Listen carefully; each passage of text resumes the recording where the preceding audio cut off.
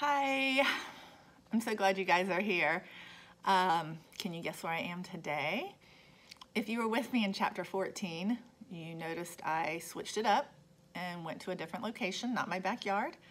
And so chapter 15 is also in a mystery location, although it's probably not so much a mystery.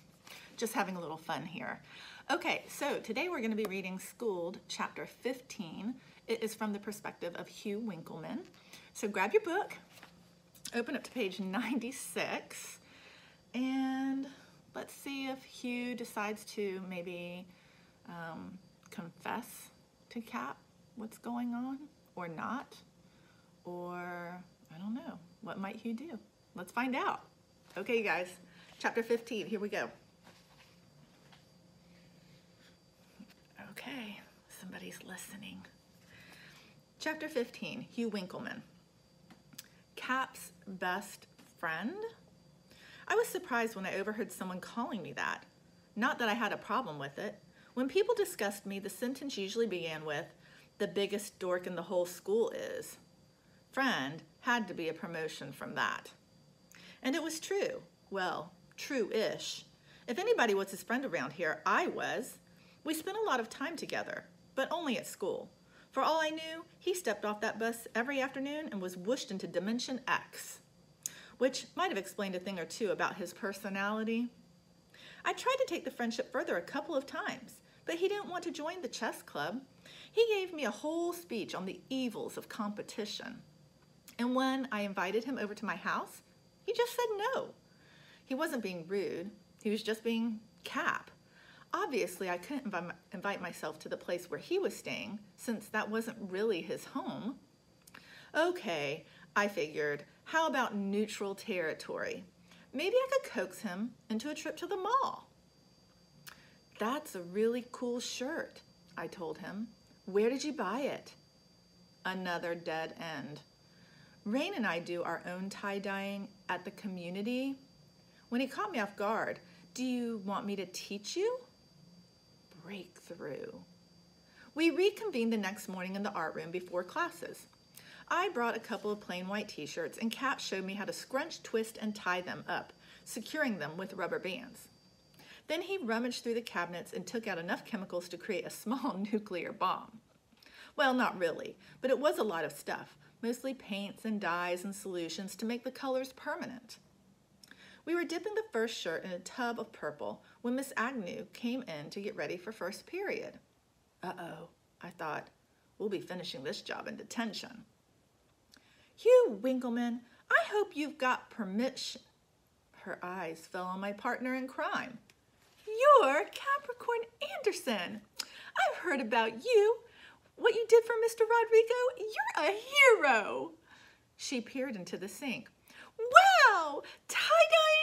I haven't done that since college. When Miss Agnew's first period class showed up at the bell, they found the three of us up to our elbows in color and wet fabric. She sent them back to their lockers for t-shirts and gym shorts, anything that would take paint. But I thought we were drawing the human figure in motion, said one 7th grader.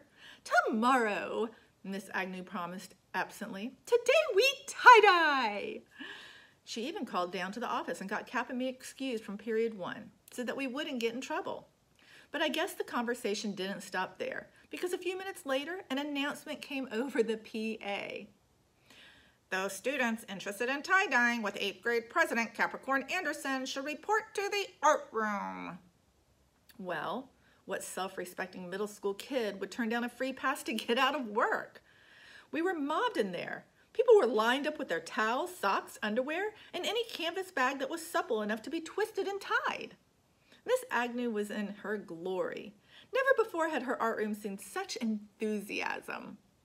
The star of the show was definitely Cap. He was demonstrating, helping, mixing colors, and hanging up finished work. This was more than just tie-dye palooza. Kids were asking him about the bus driving incident and the Halloween dance, and hanging on his every word. It hit me then. Everybody had seen Cap at that assembly and around the halls here and there, but no one really knew him. Today, had started out as my attempt to get a couple of shirts tie-dyed and hang out with Cap in the process. Yet before my eyes, it had turned into the 8th grade president's coming out party. There must have been 80 students in that room, and I'll bet 95% of them approached him at some point. True to character, he asked all of their names and wrote them in his notebook. For the rest of the day, the halls were ablaze with color as the artists proudly wore their creations, most of them still wet.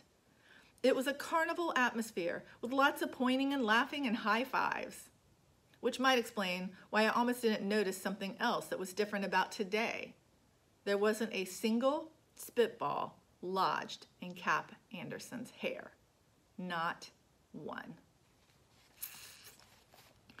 Eee. No spitballs today. Cap's making a few friends. I'll